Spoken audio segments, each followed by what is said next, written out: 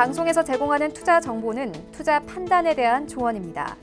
방송에서 제공하는 주식의 가치, 가격 상승 및 가격 하락에 대해서는 방송사에서 보장하지 않습니다. 네, 오늘의 주요 헤드라인 소식입니다.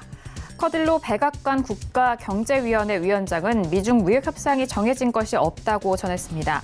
전일 사우스 차이나 모닝포스트는 미중이 추가 관세 부과를 연기하는 데 합의했다고 보도한 가운데 커딜로 위원장은 그런 이야기가 어디서 나왔는지 모르겠다며 가짜 뉴스라고 못 박았습니다. 사우디 빈살만 왕세자가 방한 하루 만에 10조 원의 투자 보따리를 풀면서 수혜를 입을 업종의 시장에 관심이 쏠리고 있습니다. 양국은 기존 정유, 화학 외에도 수소차와 선박, 로봇 등 다양한 분야에서 협력하기로 서명하면서 제2중동 특수 기대감이 높아진 가운데 시장에서는 이른바 중동 테마주가 형성되고 있습니다. 스티브 배넌 전 백악관 수석 전략가는 미국과 중국의 무역 협상이 쉽게 타결되지 않을 것이라고 예상했습니다. 배넌은 CNBC와의 인터뷰에서 미중 무역 협상에는 시간이 걸릴 것이며 2020년까지는 해결되지 않을 것으로 본다고 강조했습니다.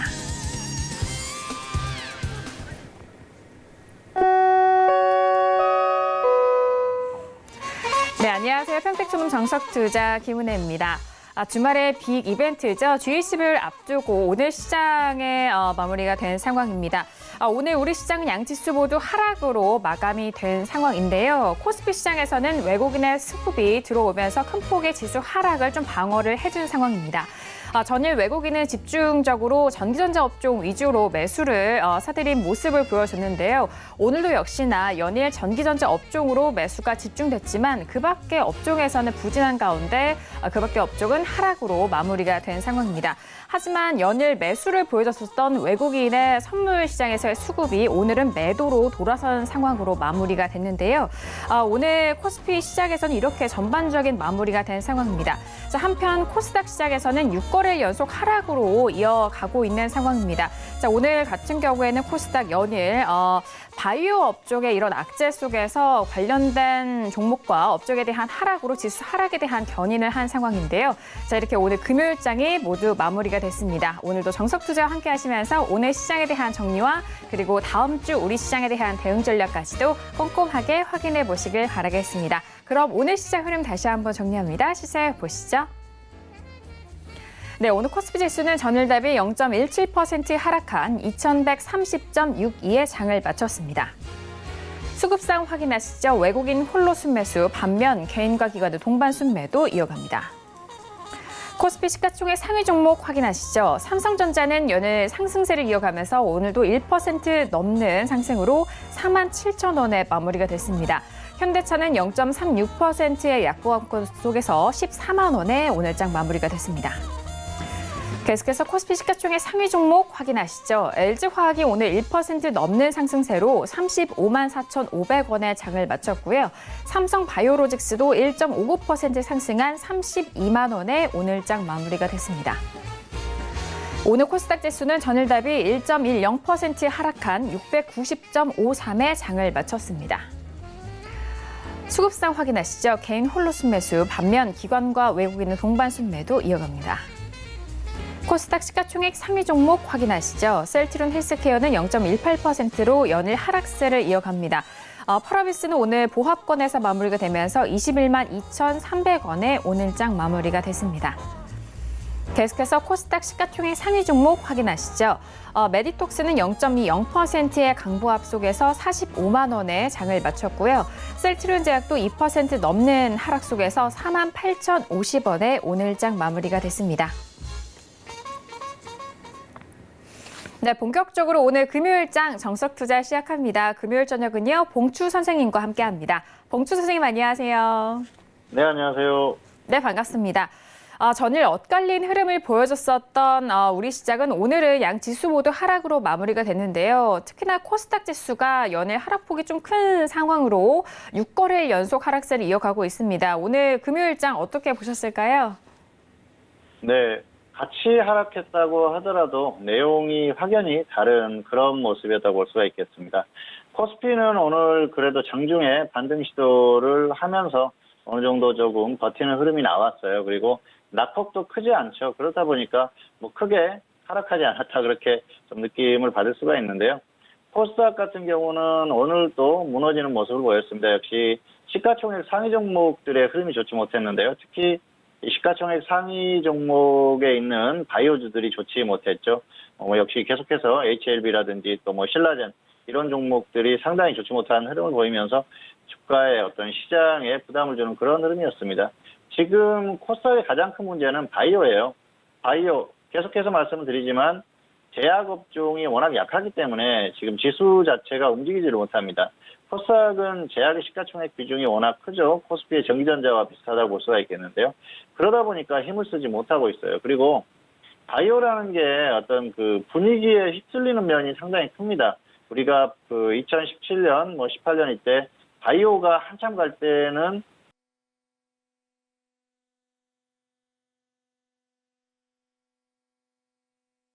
좋지 않다 보니까 확실하게 확인되지 않는 루머 가지고도 엄청나게 빠지고 있어요. 그런 모습들을 보이고 있는 게 현재 바이오의 모습인데요. 이런 모습 때문에 약한 모습을 보일 수밖에 없다는 것이죠. 어쨌든 이런 상황이 계속 지속되면은 좋을 수가 없는 그런 흐름이 아닌가 생각을 합니다. 어쨌든 코스피는 반등하면서 마감하지는 못했지만 장중에 반등 시도를 했었고요. 그나마 좀 버티는 흐름이 나왔습니다. 그래서 크게 아직까지는 문제될 만한 그런 흐름 정도는 아니다. 그렇게 볼 수가 있겠고요. 코스닥은 역시 계속해서 무너지는 흐름이죠. 그래서 이 코스닥이 시장의 흐름을 자꾸 좋지 않게 만드는 그런 흐름을 만들고 있습니다. 어쨌든 코스피와 코스닥의 괴리감이 상당히 큰 그런 시장이라고 볼 수가 있겠고요. 코스피도 마찬가지지만 코스닥도 그렇습니다. 코스닥은 이미 좀 무너지는 흐름이고요. 코스피 같은 경우에도 지수에 대한, 절대 지수에 대한 좀 어느 정도 한계를 느끼는 그런 흐름이 아닌가 생각을 합니다. 그래서 지금 같은 경우에는 역시 시장에 대해서 너무 큰 기대는 하지 않는 게 좋을 것 같습니다. 어쨌든 오늘 시장은 코스피와 코스닥이 상당히 다른 모습을 보였다. 이 정도로 정리를 할 수 있을 것 같습니다. 네, 오늘 코스피와 코스닥 양시장에 대해서 좀 엇갈린 흐름을 전반적으로 좀 설명을 해드렸고요. 특히나 코스닥 시장 안에서 전일장도 뉴스를 통해서 말씀을 드렸습니다만 임상 실패 소식에 의거해서 일단 이런 악재가 전반적인 업종에 대한 분위기를 좀 이끌어가고 있는데 상승세일 때도 마찬가지입니다만 바이오주에 대한 부분을 이런 전반적인 분위기에 좀 같이 좀 휩쓸린다라는 점, 이런 업종에 대한 특징까지도 알아볼 수가 있었습니다. 자, 오늘 금요일장 봉투 선생님과 함께 1시간 동안 이어가 볼 텐데요. 첫 번째 코너로 들어가 보도록 할게요. 오늘의 첫 번째 코너는 종목 핫5 시간이 기다리고 있습니다. 이번 한 주간에 여러분들의 관심을 가장 많이 받았던 5종목에 대해서 구체적으로 알아보는 시간인데요. 자, 그렇다면 이번 한 주 5종목들 어떤 종목들이 올라왔을까요? 먼저 화면 통해서 확인하시죠. 네, 종목 핫5 시간입니다. 먼저 첫 번째 종목은요, SK 하이닉스가 올라왔고요. 두 번째 종목은 화천기계가 올라왔습니다. 그리고 세 번째 종목은 아모레퍼시픽이 올라왔고요. 그리고 네 번째 종목은 다날, 그리고 마지막 다섯 번째 종목은 비덴트가 올라왔습니다. 네, 이번 한 주의 종목 핫5 5종목을 만나보셨습니다. 매 주마다 그 주가 좀 특징적일 만한 그런 종목들이 이렇게 좀 집계가 되는 상황인데요. 오늘도 다양한 업종군에서 많이 올라왔습니다. 자, 이 5종목에 대해서 전반적인 총평을 좀 먼저 들어볼까요? 네, 코스피 같은 경우에는 다양한 종목들이 올라왔어요. 그리고 그동안 한 번도 이 핫5에 오르지 않았던 그런 종목도 나왔고요. 그래서 구성이 좀 다양하다 이렇게 볼 수가 있겠는데요. 코스닥 같은 경우에는 비슷한 흐름을 보이는 그런 종목이죠. 물론 내용은 조금 다릅니다. 그런데 같은 테마이기 때문에 비슷하다 그렇게 볼 수가 있겠고요. 어쨌든 그나마 좀 다양성을 갖춘 그런 종목들이 올라오지 않았나 생각을 하고요. 이번 주에도 역시 이슈를 가지고 좀 움직였었던 종목이기 때문에 그 흐름과 함께 전략에 대해서도 잠시 후에 자세히 말씀드리도록 하겠습니다. 네, 다양한 이슈 이번 시간을 통해서 풀어드리도록 하겠습니다. 먼저 코스피에 속한 세 가지 종목부터 알아볼 텐데요. SK 하이닉스와 화천기계 그리고 아모레퍼시픽 세 가지 종목이 집계가 된 상황입니다. 자, 그렇다면 이 세 가지 종목에 대해서 구체적인 분석도 도와주실까요? 네, 첫 번째 종목은 SK 하이닉스입니다. SK 하이닉스 같은 경우에는 최근에 나온 이슈가 역시 미국의 그 반도체 기업이죠. 마이크론의 감산 관련 반사이익 기대감이 있었고요. 그리고 세계 최초로 128단 4D 낸드를 양산했다 그런 소식이 있었습니다. 그래서 신기술을 개발했다 그렇게 보시면 될 것 같은데요. 보유자는 홀딩 후에 매도하시기 바라고요. 미보유자는 관망하시기 바랍니다. 지금 단기에 어느 정도 또 반등이 나오고 있죠. 오늘 살짝 조정을 받았지만 단기 흐름이 괜찮아요. 그래서 조금 더 반등을 할 수 있다 그러면 조금 더 끌고 가서 매도하시기 바라고요. 꺾이는 흐름이 나오면 바로 매도하십시오. 왜냐하면은 역시 시장의 흐름과 같이 동반해서 움직일 가능성이 높기 때문에 그렇습니다. 최근까지 SK하이닉스 같은 경우에는 흐름이 굉장히 강했다가 조정을 받고 있죠. 굉장히 인위적이다 그렇게 말씀을 드린 적이 있는데요. SK하이닉스의 움직임은 인위적이라고 볼 수가 있겠습니다. 왜냐하면 단기의 움직임이 너무 강했어요. 그리고 이런 그 흐름에는 수급적인 부분이 있었죠. 외국인들의 매수가 들어와주면서 주가가 강하게 움직였었던 그런 상황인데요. 이게 추세적으로 움직임이 나오려고 그러면은 이렇게 단기에 이렇게 강하게 올리지는 않습니다. 왜냐하면은 가격적인 부분이 낮은 상태에서 계속해서 일종의 매집을 하면서 많은 물량을 확보한 다음에 서서히 주가를 올려야지 계속해서 갈 수가 있거든요. 그런데 그런 흐름이 아니었어요. 단기에 매수세가 강하게 들어오면서 주가를 부양한 그런 흐름이었습니다. 그렇기 때문에 한머니의 성격이 있었다 그렇게 보시면 될 것 같습니다. 어쨌든 그런 부분에서 최근에 주가 흐름이 나왔었고요. 단기의 흐름이 나오는 건 역시 뭐 실적에 대한 기대감 이런 것들이 있는 것 같습니다. 최근에 나온 이슈가 마이크론의 감산 소식이었죠. 그런데 이게 최근에 나온 이슈는 아닙니다. 이전부터 나왔었어요. 작년부터도 나왔었던 거고요. 올해 초도 나왔습니다. 그리고 지금 다시 나왔는데 마이크론이 감산을 한다. 그래서 메모리 반도체 가격이 상승할 것이다. 그러면서 이제 실적이라든지 이런 것들이 좋아질 것이다는 예상을 하는 것이죠. 그런데 이 자세한 내용을 들여다보면 마이크론이 10% 정도 생산 물량을 줄인다는 겁니다. 그런데 10% 물량을 줄여서 과연 이 가격이 얼마나 상승할까요?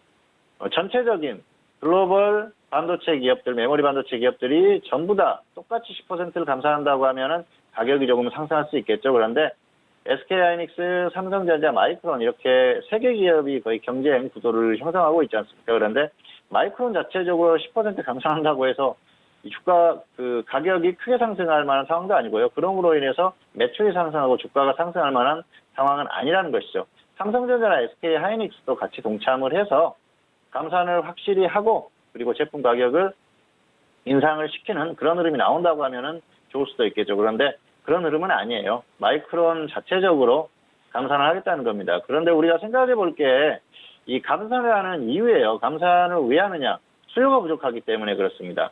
수요가 부족하기 때문에 가격이 다운되는 상태고요. 그러다 보니까 생산 물량을 줄이겠다는 거예요.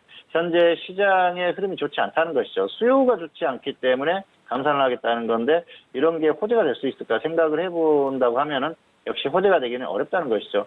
어쨌든 이런 상황에서는 매출이 크게 증가하기 어렵다는 것입니다. 그리고 최근까지 이 반도체 그리고 SK하이닉스도 마찬가지입니다만은 삼성전자 주가를 계속 견인했던 게 결국은 반도체 업황에 대한 기대감이었지 않습니까? 그런데 최근에 또 업황에 대한 기대를 하는 것 같아요. 이전과는 조금 내용이 다르죠. 이전에 나왔던 내용, 작년 그리고 올해 초에 나왔던 내용은 어땠습니까? 올해 1분기에 실적이 좋지 않고 반도체 업황이 좋지 않다. 그런데 2분기, 3분기 이후부터는 좋아질 것이다. 2분기 이후부터는 좋아질 것이다. 그렇게 얘기를 했어요. 당장이 좋지 않기 때문에 다음 분기부터는 좋아질 것이라는 예상을 하는 것이죠. 자, 이게 최근에 내용이 조금 바뀌었습니다. 3분기까지 반도체 업황이 좋지 않을 것이라는 전망이 지배적이에요. 그러다 보니까 3분기 이후 4분기부터 좋아질 것이라고 전망을 하고 있어요. 상당히 좀 안타까운 전망이죠. 과연 그 전망이 맞을 것인가 가만히 한번 생각을 해보면은 틀릴 가능성이 높다고 생각합니다. 그동안 계속 틀렸지 않습니까? 반도체 업황이 정말 그 좋아지는 흐름이 나오고 나서 좋아진다 예측을 했었고요. 얼떨결에 맞은 것이죠. 그리고 반도체 업황이 꺾이고 나서는 계속해서 다음 분기부터 좋아질 것이라는 얘기만 하고 있어요. 그런데 실제로는 좋지 않죠. 수요가 감소를 하기 때문에 그렇습니다. 과거처럼 수요가 폭발하면서 작년 같은 엄청난 폭발력이 나오기가 어려워요. 그렇기 때문에 이 관련한 기업들도 주가가 엄청나게 상승하기 어려운 것이죠. 그런 면으로 봤을 때는 역시 이 반도체 업황에 대한 전망 역시 좀 불투명한 게 아닌가 생각을 하고요. 또 적중할 가능성이 떨어진다고 생각을 합니다. SK 하이닉스 같은 경우에는 최근에 또 한 가지 이슈가 나왔던 게 128단 4D 낸드를 양산했다고 합니다. 그래서 이게 뭐 기술력에서 앞서가는 그런 흐름이죠. 세계 최초라고 그러니까 삼성전자를 앞선 거 아니겠습니까? 역시 삼성전자도 끊임없이 기술 개발을 하고 이제 또 신제품을 내놓겠지만은 어쨌든 SK 하이닉스가 조금 이번에는 앞서가는 그런 흐름을 보였어요. 그러면서 뭐 이런 문제 자체는 호재성 이슈라고 볼 수가 있겠죠. 근데 당장 양산을 하는 게 아니고 하반기 이후부터 양산을 하겠다는 그런 얘기입니다. 그래서 지금은 시범 양산만 하고 있고요. 시범 생산만 하고 있고 하반기부터 양산을 하겠다는 것인데 확실하게 그게 이제 어떤 실적에 영향을 미치는지 그런 것들은 상황을 봐야겠죠. 어쨌든 지금 가장 중요한 건 업황 자체의 흐름이 좋지 않다는 거고요. 그리고 결국 주가를 움직이는 게 수급입니다. 수급이 들어와야 돼요. 외국인들이 매수하고 기관도 같이 매수를 해주는 그런 흐름. 또 뭐 외국인이나 기관이나 한쪽에서 많이 매수하면은 적어도 한쪽은 크게 매도하지 않는 흐름이 나와야 되는데 지금은 조금 좋지 않아요. 외국인들이 매도를 하는 흐름이 나오고 있고 기관이 그에 비해서 뭐 그렇게 크게 매수하는 흐름도 아니에요. 그러다 보니까 주가가 꺾였죠. 단기적으로 반등이 나오는 그런 흐름은 가능하지만 추세적인 흐름 자체가 나오기 어려운 그 상황이 현재의 어떤 흐름이다 볼 수가 있겠습니다. 어쨌든 이런 다양한 종합적인 상황을 감안했을 때는 SK 하이닉스의 주가가 추세적으로 움직이기는 좀 어려운 흐름이다 볼 수가 있겠어요. 그래서 지금 정도의 상승이면 충분히 어느 정도 상승이 나왔다 그렇게 보시면 될 것 같고요. 너무 무리한 그런 대응을 하지 않는 게 좋겠습니다. 단기 반등이 조금 더 나오더라도 계속해서 상승하기보다는 조금 더 상승하고 말 그럴 가능성이 상당히 높다고 봅니다. 지수나 종목의 어떤 흐름이나 여러 가지 상황이 그럴 수밖에 없다는 것이죠. 그래서 너무 무리한 대응을 하지는 말자 이렇게 말씀을 드리겠습니다. 화면 잠깐 보시겠습니다. SK 하이닉스의 적정 주가는 12만 1,500원입니다. 그래서 비교값이 0.57이에요. 거의 절반 정도 가격밖에 안 되죠. 차트를 보시면은 중기 상승 추세 유지하고 있죠. 그리고 단기로도 상승이 나오고 있어요. 자, 추세를 보면은 역시 긴 추세에서는 작년 5월 이후에 하락했었죠. 그리고 올해 지수가 반등할 때 역시 뭐 이쪽 반도체가 갈 수밖에 없겠죠. 강하게 반등이 나왔어요. 그리고 중요한 게 저점에서부터 벌써 한 44% 반등이 나왔습니다. 자, 이게 굉장히 무거운 종목인데 이렇게 짧은 기간에 이렇게 나왔다는 것은 단기 흐름이라는 거예요. 그래서 한번이석 성격의 그 자금 유입이 됐다 그렇게 보시면 될 것 같고요. 이후의 흐름을 보면은 쭉 빠지지 않습니까? 다시 완전히 좀 그 추세가 무너지는 그런 흐름이고요. 그렇기 때문에 이 최근에 나온 반등이 단기 반등이라는 것이죠. 어쨌든 단기로는 조금 더 반등을 할 수 있을지 모르겠습니다만 결국은 다시 꺾일 가능성이 높기 때문에 보유하신 분들은 반등하거나 꺾이거나 그때 매도하시기 바라고요. 미보유자들은 관망을 하시는 게 좋을 것 같습니다. 네, 두 번째 종목은 화천기계입니다. 화천기계는 조국 민정수석 테마로 움직이고 있어요. 이 화천기계의 감사가 조국 민정수석과 대학 동문이다 그러면서 테마주에 편입이 됐어요. 보유자는 홀딩 후에 매도하시기 바라고요. 미보유자는 관망하시기 바랍니다. 자, 보유하지 않는 분들은 일단은 관망하시는 게 좋을 것 같습니다. 왜냐하면 단기적인 움직임은 가능하더라도 추세적으로 움직일 것 같지 않기 때문에 그렇습니다. 그리고 확실하게 조정을 받고 뭔가 상황의 변화를 보고 그때 접근해도 늦지 않다는 것이죠. 다만 보유하신 분들은 어제 급등하고 오늘 많이 꺾였어요. 그래서 여기서 던지는 건 약간 억울하죠. 다시 좀 반등이 나와지거나 아니면 확실하게 밀리면은 그때 정리를 하자는 것이죠. 자, 어쨌든 가장 최근에 나온 이슈는 역시 정치적인 이슈예요. 조국 민정수석 테마로 움직이는데요. 정치 테마로 움직인다는 것이죠. 이 회사의 감사가 버클리대 동문이다 그러면서 테마에 편승이 됐습니다. 그리고 어제 급등을 했었죠. 그런데 회사 측에서는 우리 회사와 전혀 관계가 없다. 동문인 건 맞지만 서로 특별한 인연은 없다 그렇게 얘기했어요. 대부분 테마주들이 기업들에서 그렇게 얘기를 하죠. 우리가 뭐 어떤 정치인과 엄청나게 가깝다 그렇게 얘기는 안 하지 않습니까? 그런데 주가는 그냥 움직이는 거예요. 테마에 상승된 것 자체로 그냥 움직임이 나오는 겁니다. 그렇기 때문에 현재 움직임이 나오고 있고요. 향후에도 움직임이 나올 가능성이 상당히 높습니다. 다만 지금 최근에 움직였던 이유가 조국 민정수석이 법무부 장관에 임명될 가능성이 높다. 그렇게 하면서 이렇게 움직였어요. 그러면서 이게 약간 불확실성이 있다는 것이죠. 법무부 장관에 선임이 된다. 그랬을 때는 뭐 조금 더 움직일 수도 있겠죠. 그런데 그게 안 됐을 때는 또 확 꺾일 수도 있거든요. 물론 이 조국 민정수석 같은 경우에 현 정부에서 굉장히 중용되는 그런 상황이기 때문에 향후에도 어떤 그 요직에 있을 가능성이 있다 그렇게 볼 수가 있겠습니다. 다만 좀 불확실성이 있는 것이죠. 그리고 현재 상태에서는 뭔가 특별한 변화가 있지 않으면 크게 움직일 일은 없어요. 정치 테마라는 게 사실 뭐 총선이라든지 대선 이런 쪽이 있을 때 그런 거에 대한 가능성이 있을 때 움직이지 않습니까? 그런데 아직까지 조국 민정수석 같은 경우에는 대선에 대한 얘기도 지금부터 나오기는 해요. 그런데 확실한 그런 어떤 그 로드맵이라든지 이런 것들이 설정된 상태가 아니에요. 대선을 보고 가는 대선 주자는 아직까지는 아니라는 것이죠. 그렇기 때문에 지금부터 미리 이 종목을 뭐 끌고 간다거나 그러기에는 좀 부담스러운 흐름이 아닌가 생각을 합니다. 어쨌든 그런 부분을 감안을 해야 된다는 것이죠. 그리고 정치 테마주라는 게 굉장히 급등나가지 않습니까? 그러다 보면은 위험하다는 것이죠. 상승할 수도 있지만 하락할 수도 있다는 것입니다. 문제는 지금 이미 주가가 상승했다는 것이죠. 그렇게 봤을 때는 큰 매력은 없다는 거예요. 저점에 있다고 하면은 그냥 이 종목이 가든 안 가든 묻어둘 수도 있겠죠. 그런데 이 종목은 이미 상승이 나왔기 때문에 그럴 수도 없다는 것입니다. 그런 것들을 감안했을 때는 무리하게 이 종목을 끌고 가거나 하는 건 아니다 그렇게 볼 수가 있겠습니다. 어쨌든 정치인 테마주로 움직이는 종목이고요. 정치 테마주들은 어떤 이벤트나 이런 것들이 있을 때 주로 움직이는 그런 경향이 강합니다. 그리고 확실하게 다음 대선에 출마를 할 수 있는 그런 인물이다. 그 정도의 흐름은 아니기 때문에 어쨌든 향후에 상황을 조금 더 보고 다시 접근해도 크게 무리가 없을 것 같습니다. 자, 화면 잠깐 보시겠습니다. 네, 화청기계 적정 주가는 1,600원이고요. 비교값이 0.34입니다. 저평가되어 있는 상태죠. 그리고 차트를 보시면은 중기 상승 전환에서 유지를 하고 있고요. 단기도 상승입니다. 어제 급등을 했고요. 오늘 조정을 꽤 받았어요. 우리 회사 무관하다 그러니까 조정을 받았는데요. 다들 그렇게 얘기를 합니다. 그래서 이 조정을 받는 거 뭐 크게 신경 쓰실 필요가 없을 것 같고요. 보유자는 여기에서 반등이 좀 나와주면은 끌고 와서 매도를 해보시기 바라고요. 그리고 이 보유자는 관망하시기 바랍니다. 그리고 보유자들은 확실하게 밀리는 흐름이 나온다 그랬을 때는 정리를 해야 된다는 것이죠. 어쨌든 단기로 보자는 거예요.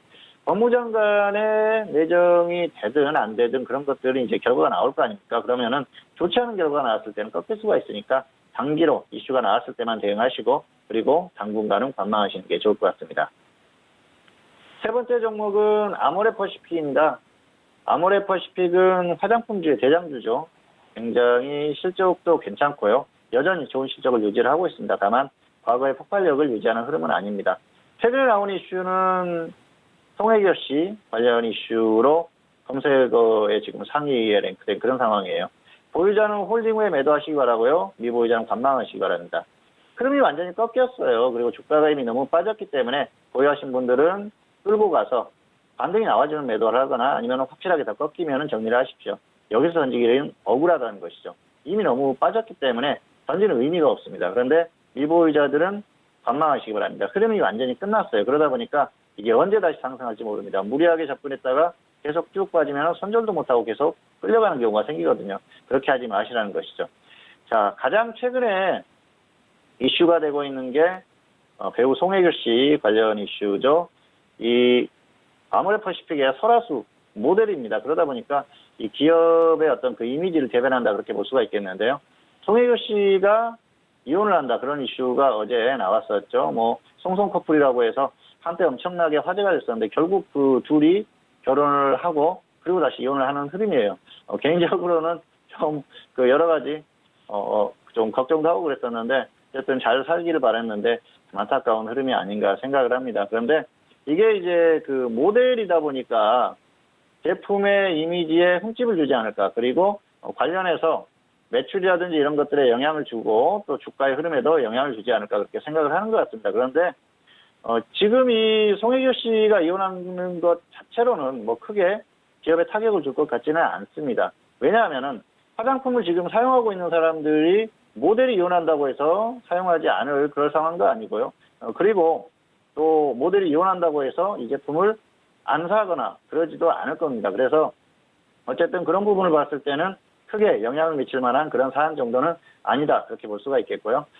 그렇기 때문에 크게 개의치 말자는 것이죠. 그리고 과거하고 흐름이 많이 달라졌어요. 과거에는 이 여성 연예인들의 이혼이라든지 이런 것들에 대해 굉장히 민감했었죠. 그리고 과거에는 사실 그 거의 결혼 안 한 연예인들을 모델로 썼지 않습니까? 그런데 지금은 상황이 많이 달라졌죠. 뭐 결혼한다고 해서 모델을 교체하거나 그런 경우도 거의 드물어요. 그리고 이 송혜교라는 이 연예인이 그동안 이미지가 굉장히 깔끔하고 깨끗했지 않습니까? 그렇기 때문에 크게 문제가 없습니다. 뭔가 안 좋은 이슈를 가지고 이혼을 했다고 하면 문제가 생기겠지만 그런 상황이 아니에요. 그냥 서로 이제 합의하에 이혼을 하려는 그런 흐름이기 때문에 이것 자체로 주가에 영향을 주거나 그럴 것 같지도 않습니다. 그리고 중요한 건 이제 향후에 매출이 어떻게 될 것인가 그런 것들이 가장 중요하겠죠. 그런데 정작 중요한 건 과연 이제 중국 시장이나 이런 쪽에서 어떤 흐름을 보일 것인가 그런 것들이 문제겠죠. 그런데 가장 큰 문제가 역시 그동안에 사드 배치로 인한 그런 문제들 아니었습니까? 그런 것들이 최근에 조금씩 해소가 되는 그런 흐름이고요. 그리고 또 중국인 관광객들이 얼마나 들어올 것인지 이런 문제들도 이슈가 되고 있죠. 역시 그런 부분에 있어서는 불확실성이 크다는 것입니다. 중요한 건 중국 시장에서 과거처럼 폭발하던 그런 흐름은 아니라는 거예요. 매출에 한계가 왔다는 것이죠. 그리고 중국 시장을 놓고도 뭐 세계에 유수한 고급 브랜드들이 많이 들어와 있습니다. 그러다 보니까 경쟁이 치열해요. 그렇기 때문에 매출의 어떤 그 폭발성이 정체된 그런 흐름이고요. 이것들을 뚫을 만한 뭔가 획기적인 그런 돌파구가 나오기가 어렵다는 것이죠. 이런 상황을 봤을 때는 역시 매출이 엄청나게 폭발하기는 어렵다 그렇게 볼 수가 있겠습니다. 그리고 중국 쪽에서 최근에 사드 관련 그런 것들 조금씩 푸는 그런 흐름도 나오고요. 그리고 과거에 그 얘기를 들어보면은 중국 쪽에서는 사드 보복은 없다 그렇게 얘기를 하는데 실제로 사드 보복을 많이 했었지 않습니까? 롯데마트 같은 경우에는 중국에서 완전히 철수하는 그런 흐름까지 나왔지 않습니까? 어쨌든 여러 가지 그런 어려움이 있었는데요. 중국 쪽은 변화가 심하다는 것이죠.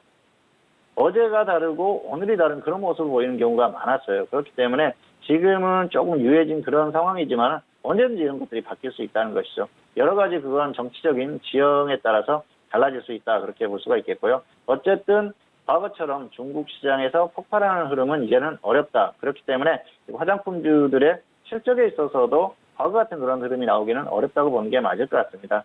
어쨌든 이런 상황들이 이어지고 있고요. 매출이 정체되는 그런 흐름들, 증가를 하더라도 아주 작아요. 그렇기 때문에 과거 같은 그런 흐름이 나오기는 어려운 그런 흐름이라는 걸 감안을 했을 때는 무리할 필요는 없다는 것이죠. 다만 보유하신 분들은 이미 주가가 크게 빠졌기 때문에 홀링했다 매도하자는 그런 말씀이고요. 미보유자들은 흐름 자체가 좋지 않기 때문에 관망하자 이런 말씀을 드리고 싶습니다. 화면 잠깐 보시겠습니다. 네, 아모레 퍼시픽의 적정 주가는 12만 9,200원입니다. 그래서 비교값이 1.28이에요. 과거에 엄청나게 고평가되어 있었던 흐름이었는데 많이 비슷해졌죠. 그래서 지금은 뭐 그렇게 크게 고평가하다 그렇게 볼 수는 없겠는데요. 기업의 어떤 흐름 자체가 꺾이기 때문에 주가로 꺾인다 그렇게 보시면 될 것 같습니다. 차트를 보시면은 중기는 상승 전환돼서 유지를 하고 있고요. 이격이 좁아지고 있는 흐름이죠. 단기는 하락 전환됐습니다. 하락 전환돼서 계속해서 유지를 하고 있어요. 여기에서부터 쭉 밀리고 있죠.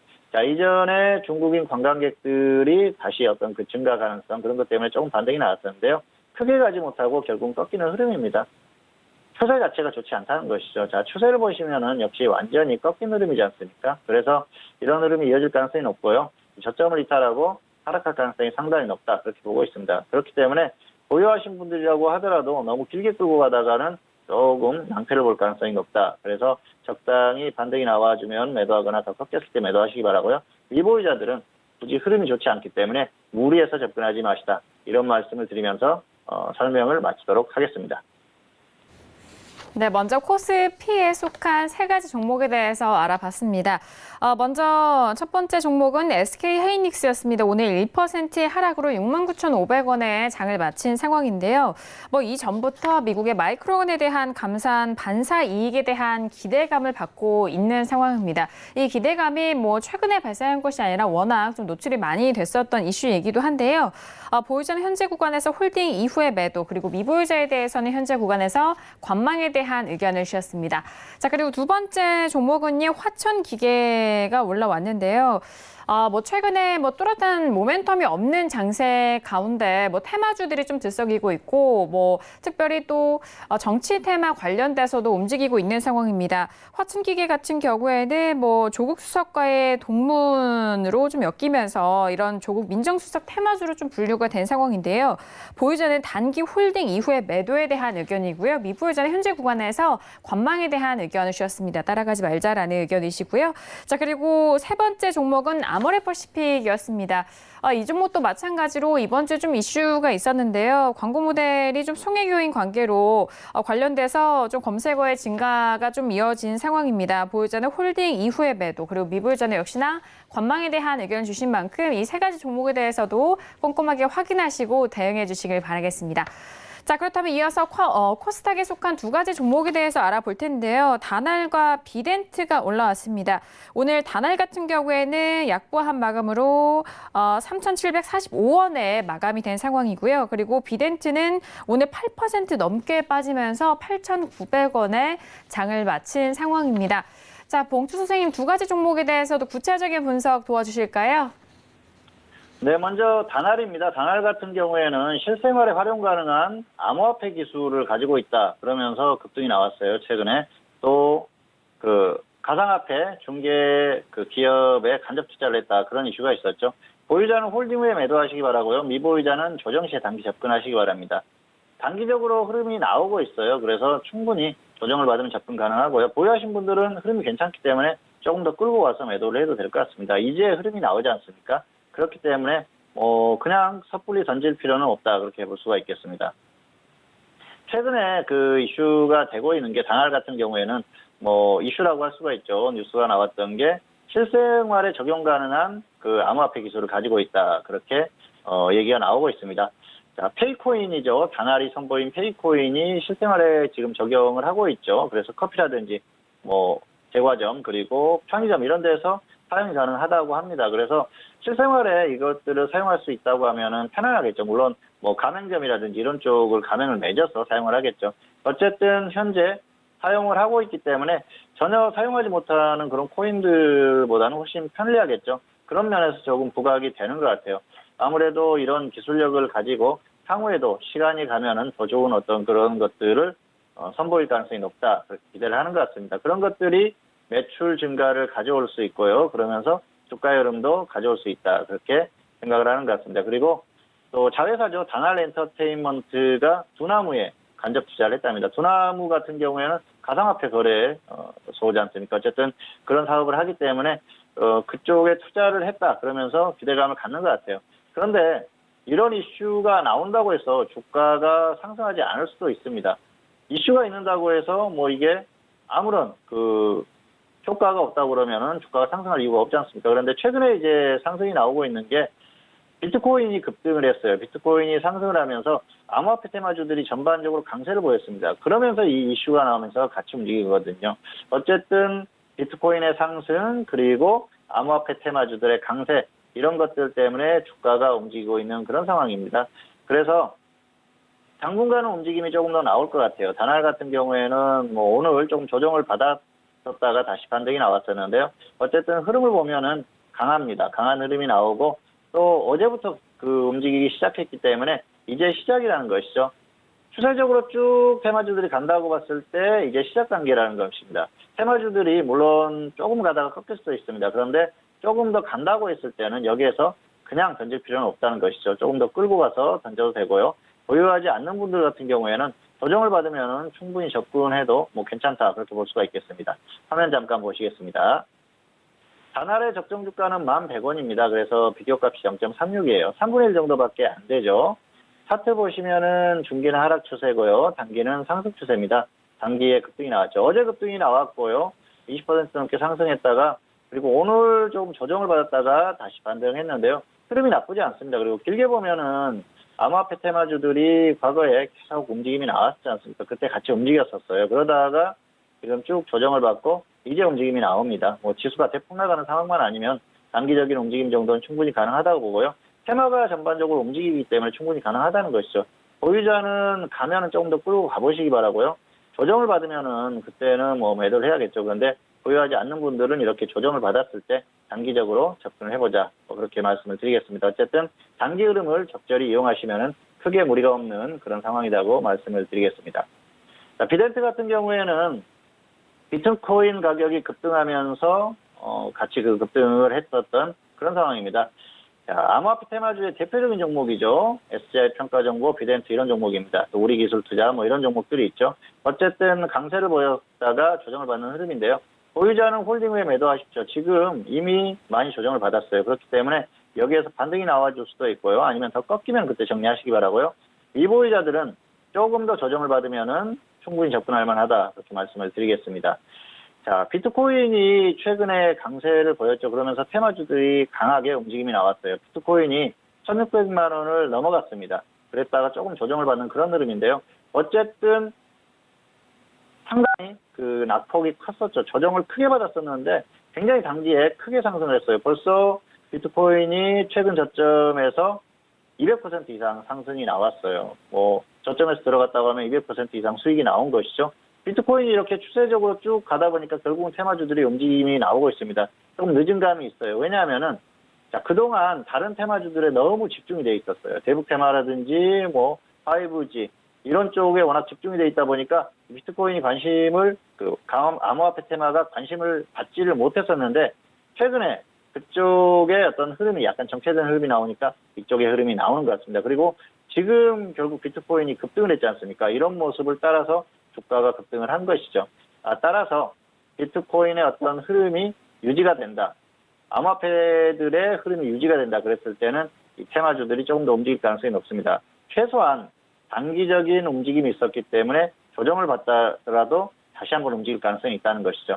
그렇기 때문에 너무 그냥 쉽게 던질 필요는 없다 볼 수가 있겠고요. 보유자들은 조금 더 홀딩했다가 정리를 해도 된다는 것입니다. 그리고 미보유자는 조정 시에 단기적으로 접근을 해도 크게 무리가 없습니다. 화면 잠깐 보시겠습니다. 자, 비덴트의 적정가는 27,200원입니다. 비교값이 0.35예요. 역시 3분의 1 정도밖에 안 됩니다. 차트를 보시면은 중기 상승 전환됐고요. 단기도 상승되어 있습니다. 상한가를 한번 갔고요. 그리고 급등했죠. 그리고 조정을 받고 있어요. 보유하신 분들은 이미 지금 고점에서 보면 낙폭이 크지 않습니까? 물론 저점에서 매수하신 분들은 던져도 상관없습니다. 수익권이기 때문에. 그런데 애매하게 매수하신 분들은 좀 더 기다리자는 것이죠. 반등이 나오면은 위에서 매도를 하시기 바라고요. 조정을 받았을 때는 확실하게 밀렸을 때 정리를 하자는 것이죠. 그리고 보유하지 않는 분들 같은 경우에는 조금만 더 조정을 받으면은 분할 매수로 접근해도 무리가 없는 가격입니다. 어쨌든 단기적으로 비트코인이 다시 폭락하는 흐름 정도만 나오지 않는다고 하면은 충분히 다시 움직임이 나올 가능성이 높기 때문에 보유하신 분들은 홀딩했다가 정리하시기 바라고요. 미보유자들은 조금 더 조정을 받으면은 단기로 접근을 해보자. 이 정도로 설명을 마치도록 하겠습니다. 네, 코스닥에 속한 두 가지 종목까지 만나보셨습니다.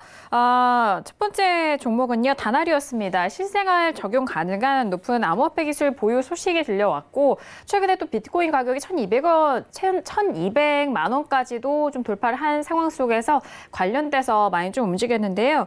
보유자는 홀딩 이후에 매도, 그리고 미보유자는 조정 시 접근 가능하다라는 그런 전략도 짜주셨습니다. 자, 그리고 마지막 다섯 번째 종목은요, 비덴트가 올라왔는데요. 역시나 비트코인 가격 급등에 따른 기대감 속에서 최근에 탄력이 좋았었던 상황입니다. 보유자는 조금 더 홀딩한 이후에 매도, 그리고 미보유자도 역시나 조정 시 접근 가능하다라는 의견을 주신 만큼 비덴트와 다날은 일단 현재 가격에서 가격대 조정 시 좀 접근 가능하다라는 전반적인 전략 안에서 참고해 주시길 바라겠습니다. 자, 이어서 다음 소식 만나보실 텐데 현재 시각이 10시 37분 지나가고 있습니다. 오늘 금요일장에 뉴욕 증시가 개장이 됐는데요. 개장은 3대 지수 모두 상승으로 출발이 된 상황입니다. 자, 이제 G20을 앞두고 그리고 그 안에서의 미중 무역 협상이 좀 따로 정상회담이 진행될 예정인 상황인데요. 이런 기대감 속에서 지수는 좀 상승으로 출발이 됐고 더불어서 은행주들의 실적이 좋은 상황, 이런 전반적인 분위기 속에서 3대 지수가 모두 상승 출발이 된 상황입니다. 하지만 오늘 우리 증시를 비롯한 주요 아시아 증시 같은 경우에는 이런 미중 무역 협상 그리고 G20을 앞두고 불확실성 속에서 좀 하락으로 대부분 마무리가 됐는데요. 오늘 금요일장의 뉴욕 증시는 장 후반에 어떤 모습을 보여줄지도 함께 좀 지켜보시길 바라겠습니다. 자, 이어서 선생님 질문 있을 시간으로 넘어가 볼게요. 오늘 다양한 질문들 많이 접수해 주셨고요. 첫 번째 질문부터 확인해 보도록 하겠습니다.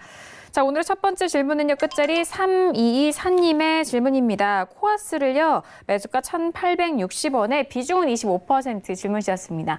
자, 오늘장의 코아스 종가 확인해 볼까요? 자, 오늘은 0.30% 하락하면서 1,665원에 마무리가 됐습니다. 매수가 대비해서는 현재 손실 구간이시거든요. 봉 선생님 어떻게 보실까요?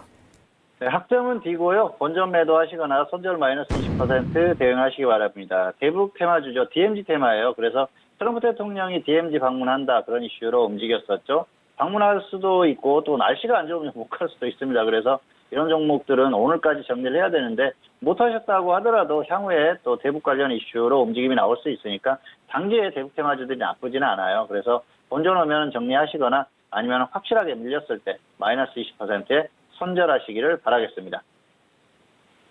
네, 코어스에 대해서 진단을 해드렸습니다. 첫 번째 질문이었는데요. 학점은 D학점이고요.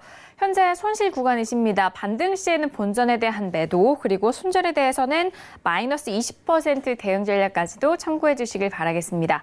자, 이어서 다음 질문도 이어가 볼게요. 끝자리 0628님의 질문이고요. KG ETS를 3,720원에 비중은 10% 질문을 주셨습니다. 자, 오늘장 종가 먼저 확인해 보실까요? 오늘 KG ETS는요, 1% 넘게 상승했고 3,915원에 마무리가 됐습니다. 매수가 대비해서 현재 수익 구간이시죠? 어떻게 진단을 해주실까요? 네, 학점은 C고요. 본전 매도 후에 재매수하시거나 수익 15% 이렇게 대응하시기 바랍니다. 차트 보시겠습니다. 3,720원인데요. 여기에서 매수하셨어요. 그래서 매수가가 좀 애매해요. 이게 저점이었으면 좋았을 텐데 보통 투자자들이 이렇습니다. 이렇게 그 가격 메리트가 발생했을 때는 위험하다고 생각을 하고요. 오히려 반등이 나오면은 확인 매수를 해요. 반등이 나왔다가도 조정을 받으면 접근해야 되는데 120선 이탈했지 않습니까? 그런데 결국은 여기에서 위에서 매수를 해요. 이게 잘못됐다는 것이죠. 어쨌든 매수가가 애매합니다. 그래서 지금 반등이 나오고 있기 때문에 가면은 수익 15% 대응하시기 바라고요. 혹시나 다시 하락하면은 본전 매도 후에 아래에서 다시 접근하자는 것이죠. 자, 이 종목은 장마 테마주예요. 장마의 그 폐기물 처리 업체입니다. 그렇기 때문에 이 종목들이 조금 움직이고 있는데요. 아직 장마 전입니다. 그렇기 때문에 지금은 뭐 충분히 접근 한번 해볼 만하다 그렇게 볼 수가 있겠고요. 조정받으면은 본전 후에 아래에서 다시 한번 접근해 보시기 바라고요. 그냥 간다 그랬을 때는 수익 15% 후에 이제는 관망하시는 게 좋을 것 같습니다. 네, KG ETS에 대해서 진단을 해드렸습니다. 현재 수익 구간이신데요.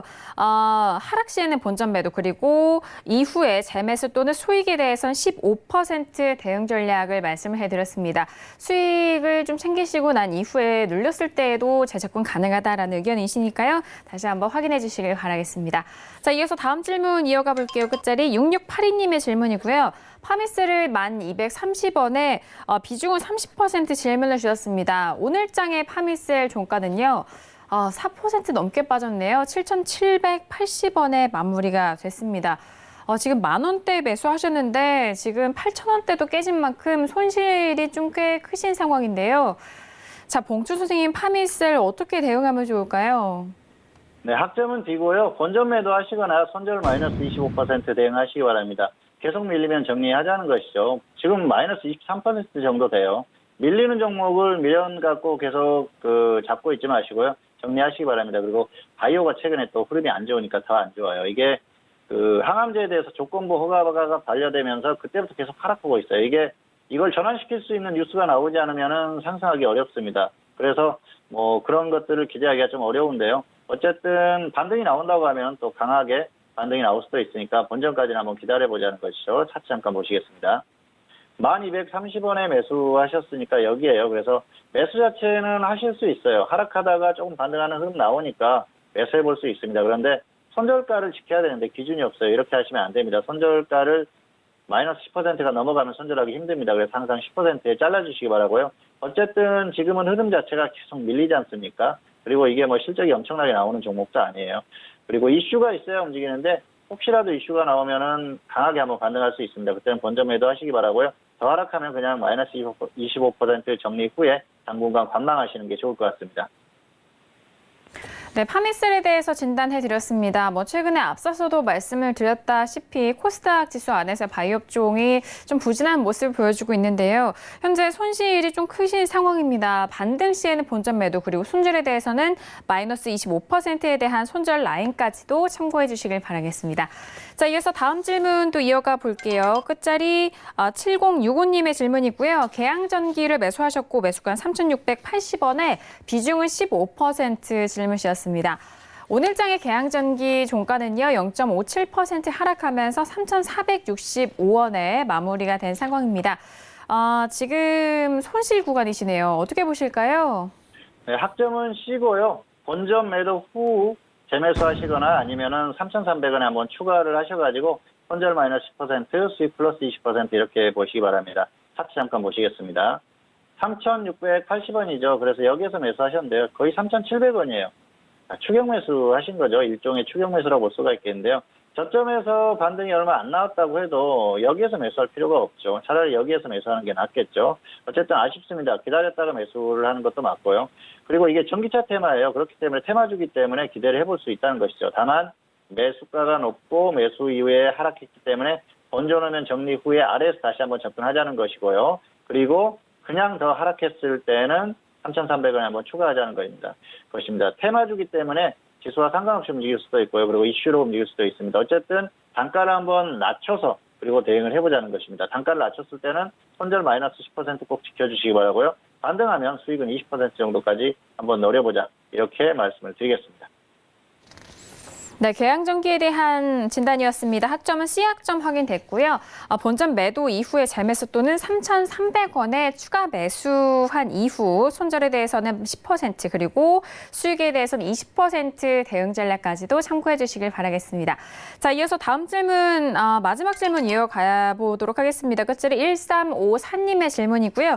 녹십자셀을 47,600원, 비중은 20% 질문이셨습니다. 오늘장의 녹십자 셀은요 3% 넘게 빠졌고요. 40,050원에 마무리가 됐습니다. 역시나 지금 손실 구간이세요. 봉수 선생님 어떻게 하면 좋을까요? 네, 학점은 D고요. 본전 매도하시거나 손절 마이너스 20% 대응하시기 바랍니다. 역시 계속 하락하면 손절하시기 바라고요. 지금 16% 정도 하락했습니다. 그래서 계속 빠지면 그냥 정리하세요. 역시 바이오가 좋지 않기 때문에 같이 빠집니다. 전반적으로 좋지 않고요. 종목이 특별하게 갈 만한 모멘텀도 없어요. 매수도 애매하고요. 그리고 대응도 잘못됐다 볼 수가 있겠습니다. 차트 잠깐 보시겠습니다. 47,600원에 매수를 하셨죠. 여기에서 매수하셨는데요. 자, 매수가 여기 아니면 여기예요. 여기에서 했다고 하면 상당히 잘못된 거고요. 여기에서 했다고 해도 잘못됐죠. 어쨌든 매수는 할 수 있어도 기준이 없어요. 지금 마이너스 13%까지 하락할 때까지 홀딩한 거 보니까 잘못됐고요. 10% 정도 하락했다가 번져놨는데 정리 안 했죠. 욕심이죠. 어쨌든 이럴 때는 정리한 후에 다시 한번 보는 게 나은데요. 그런 것들이 좀 안타깝다고 볼 수가 있겠습니다. 흐름 자체가 지금 완전히 무너지고 있어요. 바이오가 좋지 않기 때문에 이런 흐름이 나옵니다. 그런데 반등이 혹시 나와주면은 바이오가 좋아지거나 종목 자체적으로 움직여나 있을 때는 번전에 정리를 하십시오. 낙폭이 있었기 때문에 정리하는 게 맞고요. 더 빠지면 정리하세요.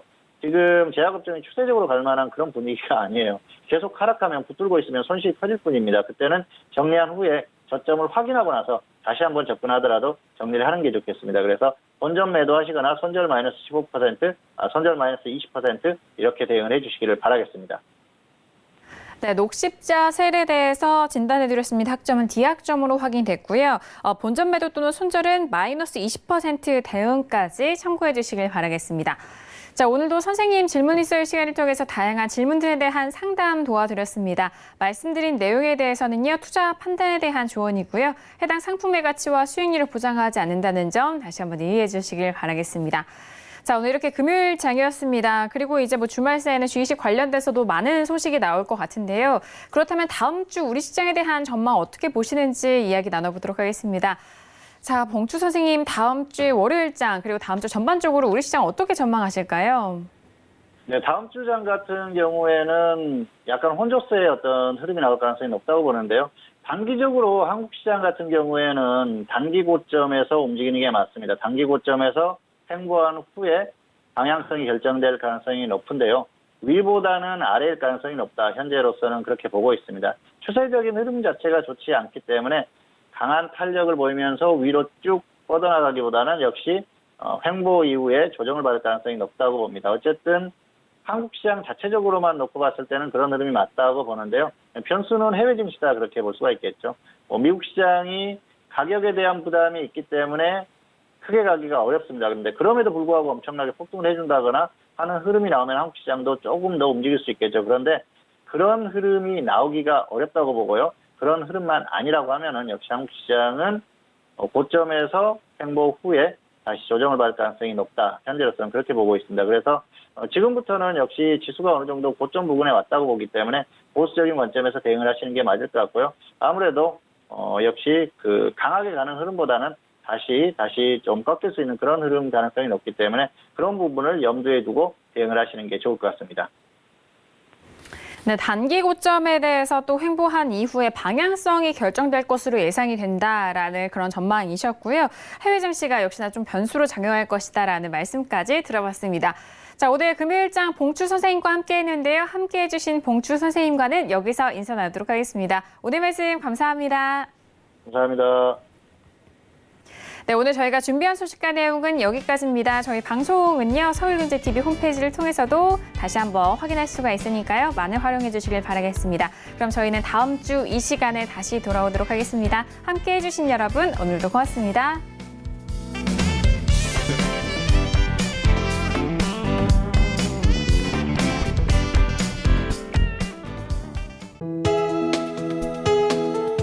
방송에서 제공하는 투자 정보는 투자 판단에 대한 조언입니다. 방송에서 제공하는 주식의 가치, 가격 상승 및 가격 하락에 대해서는 방송사에서 보장하지 않습니다.